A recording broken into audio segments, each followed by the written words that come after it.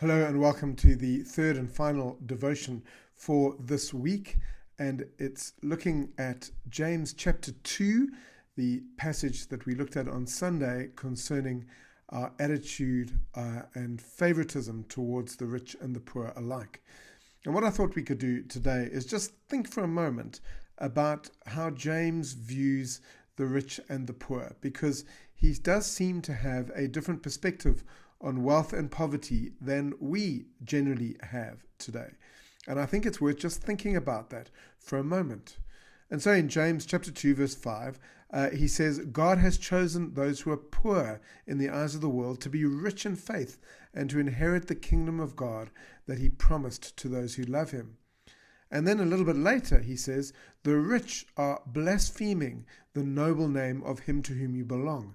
And so there's a very clear indication there that there's spiritual wealth where there's physical poverty, and there's often spiritual poverty where there's physical wealth. And I think that gets referred to again in chapter 1 when James speaks about believers in humble circumstances taking pride in their high position, whereas the rich should take pride in their humiliation because they will pass away like a wild flower. And so I just wanted us to think for a moment about the Bible understanding of wealth and poverty. And I don't want us to glorify poverty, because I don't want for a minute for us to think that it's a noble and wonderful and good thing to have to struggle for your next meal and to trust the Lord to provide it. And there is certainly no glory to be had in being homeless, living on the streets, and having to suffer those kind of humiliations. And so we need to be very careful that we don't glorify poverty for its own sake. But nonetheless, I don't think we should be glorifying wealth either. And we do tend to do that, don't we? We tend to celebrate people when they become wealthy or get success, and we think that they've made it. But actually, James would caution us in that regard and suggest that actually when you make it from a physical perspective, wealth-wise, you could put yourself into spiritual poverty, because wealth lasts like the flowers last in the field, not for very long. So I think it's remarkable to consider how poor people just often have such incredible faith that we can match and should learn to try and follow.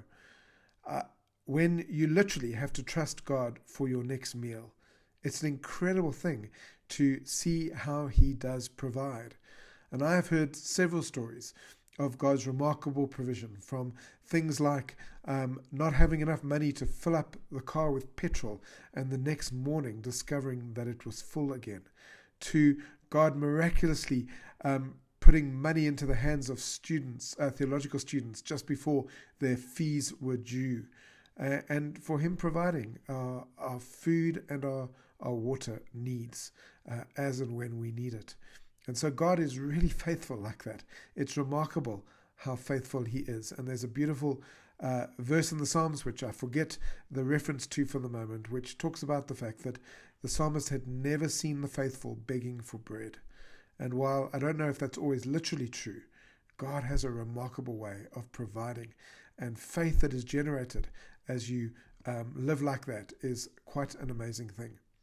You know, one of the ways in which I've seen this in practice, and maybe this isn't poverty at quite that kind of level, but I've seen those who are on the lower end of the income level, you know, those who are working class and who don't earn a lot of money. I've seen remarkable generosity from them, especially in terms of their support for missionaries. It is remarkable. You can ask just about any missionary who has raised support at the surprise that they have experienced at some of the people who support them. I remember one missionary talking about a senior citizen who sponsored him £1 a month and faithfully gave that amount of money. And he said he treasured that pound as much as some of the other more larger donations that he received. It was just a special thing. And I remember too, when Nikki and I raised support, there was one person particularly who was just a clerk at one of the banks, and he gave generously to us. We were quite gobsmacked by that. And so I think in many ways, those who are on the poorer end of the economic scales have a wider spiritual understanding of things that really count. And those that are often more wealthy often get tied up in their wealth and don't know how to be generous in terms of the things of the kingdom. Now, I know that that doesn't apply to everybody, but I think it's worth thinking about, because James very definitely says that the poor are blessed and the rich are not. And so can we try to think a little bit like James thinks when it comes to how we deal with our financial matters? I think that's something to think about. It's a good challenge for us today. Amen.